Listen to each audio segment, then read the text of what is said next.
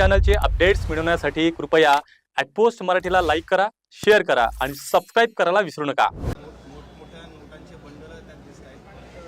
जे तुम्ही जसा उल्लेख करत आहेत ते शिवसेनेचे नाही तर गद्दार टोळीचे आमदार आहेत। शिवसेना ही एकच आहे आणि शिवसेनेच्याच नेत्यांनी तो व्हिडिओ ट्विट केलेला आहे। शिवसेना उद्धव बाळासाहेब ठाकरे शिवसेना ही एकच आहे।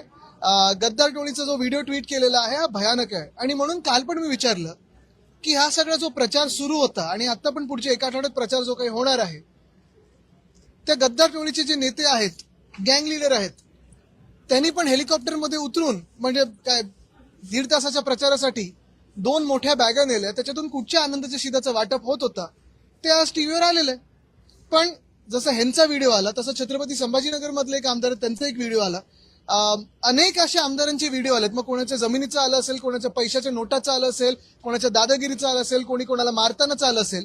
पण एकच प्रश्न आहे की जी भाजपा स्वतःला द पार्टी विथ डिफरन्स हे सांगायची, जी भाजपा सगळ्यांना सांगते की न खाता हूं न खाने देता हूं, न खाता हूं न खाने देता हूं, मग हे सगळे जे आजूबाजूला घेऊन फिरताय तुम्ही, सत्ताधारी म्हणून बसवलेले आहेत, अधिकाऱ्यांच्या डोक्यावर बसवलेले आहेत, जनतेच्या डोक्यावर बसवलेले आहेत, हे कुठच्या धोरणात येतात नक्की की तुम्ही ह्यांचं संरक्षण करताय? का ह्यांच्यावर कारवाई होत नाही? काय नाटका होत नाहीयेत? आणि कधीपर्यंत थांबणार तुम्ही? बरं, त्या 22 मध्ये ह्यांचं नाव आहे की नाही हे जरा ती 22 ची यादी काढून बघा। एक मराठी संपून घेऊ, मग म्हणजे मराठी पूर्ण करू, संपून नाही पूर्ण करू, एक एक एक एक करतो।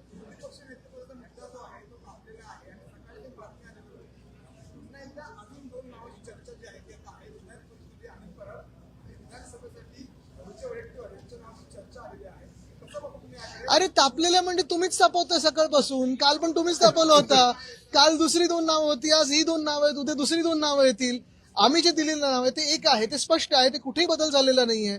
बरं, दुसरी गोष्ट म्हणजे आता 4थं अधिवेशन आहे, जर अध्यक्ष महोदयांना वाटत असेल असं की अधिवेशन चालू शकतो आपण लोकशाहीचं, जिथे विरोधी पक्षाची नेत्याची गरजच नाहीये, हे त्यांनी जगाला सांगावं। मग त्यांनी पुस्तक लिहावं आणि सांगावं की का गरज नाहीये। आणि एवढी भीती सरकारच्या मनात का आहे की विधान परिषदेत असेल किंवा विधानसभेत असेल विरोधी पक्ष नेता नसावाच, एवढं बहुमत असून देखील एवढी भीती काय आहे त्यांच्या मनात?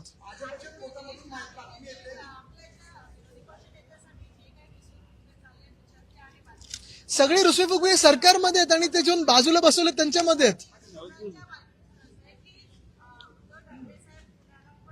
ऐका, तुम्हाला सांगतो, ही जी बातमी पसरवली होती ती एका गटाने पसरवली ज्यांच्या मनात असं आहे की उद्धवजींचं आणि मुख्यमंत्र्यांची भेट होऊ नये। कारण मागच्या वेळी जेव्हा भेट झाली होती तेव्हा बीपी सगळे ते काय कुठे कुठे काय काय झालं होतं त्यांचं ते विचारत आहे ना। पण मुख्य गोष्ट हीच आहे की लोकशाही एखादं असं जेव्हा सदन असतं महाराष्ट्रासारख्या राज्यामध्ये, एवढं निवडणूक आयोगाच्या आशीर्वादानं बहुमताचं सरकार आल्यानंतर तुम्हाला एका विरोधी पक्ष नेत्याची भीती वाटते, एका व्यक्तीची भीती वाटते, हे आश्चर्य। हो, पण ते सत्तेत ते का घेतील भाजपवाले विरोधी पक्ष नेत्याचं पद?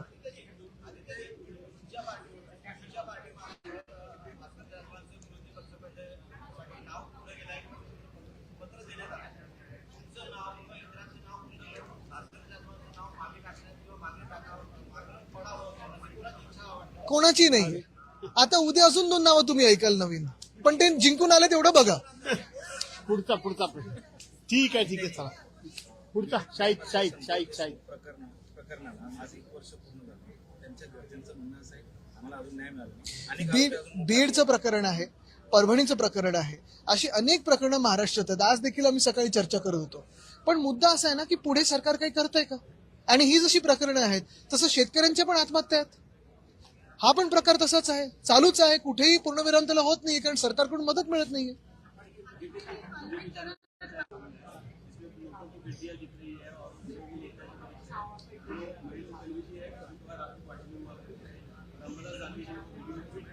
बिल्कुल, आज जो अंबादास दानवे जी ने वीडियो ट्वीट किया है उसमें एक विधायक है जो कैश के साथ दिखाई दे रहे हैं।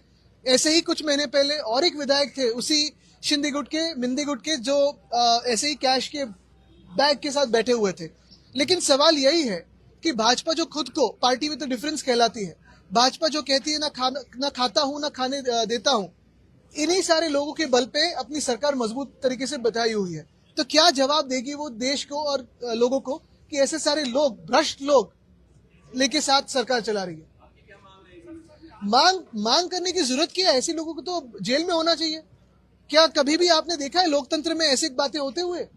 परसों भी जो आपने देखा होगा, एकनाथ शिंदे उतर रहे हेलीकॉप्टर से, 2 बड़ी बैगें लेके जा रहे हैं। क्या था उसमें? इतनी बड़ी बैग कपड़ों के लिए, आधे घंटे के प्रचार के लिए?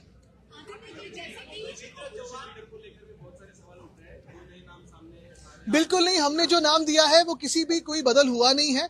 लेकिन ये जो अफवाहें फैलाई जा रही है वो इसीलिए फैलाई जा रही है क्योंकि जो फैला रहे हैं उनके मन में यही डर होता है कि अगर इस सत्र के दौरान उद्धव जी और देवेंद्र जी मिले तो वापस पिछले सत्र में जैसे उनके दिल की जो धड़कनें थी, तेज हो रही थी मिंदे की, वो वैसी ही होती जाएगी। जैसे कि आपने कहा था कि उनके विधायकों में फूट अभी पड़ चुकी है। अभी उद्योग मंत्री उदय सामंत का एक बयान आया है कि वे शिवसेना का एक किताब लिखने जा रहे हैं, मुंबई टू गुवाहाटी, गुवाहाटी टू वाया सूरत।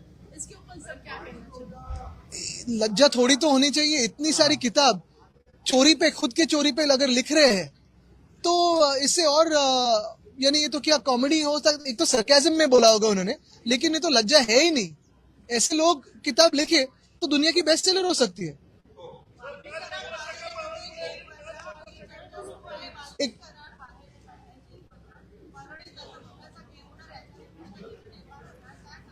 मला वाटतं आपण काय ऐकलेलं त्याच्यावरून चर्चा नको, झालं तर त्याच्यावर बोलूया.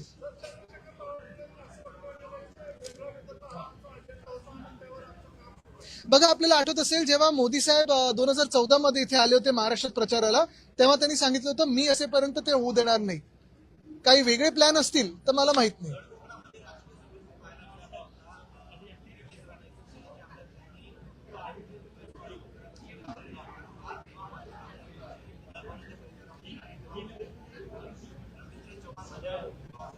मी काही लोकांची मन की बात किंवा धन की बात ऐकतच नाही. ठीक आहे, धन्यवाद.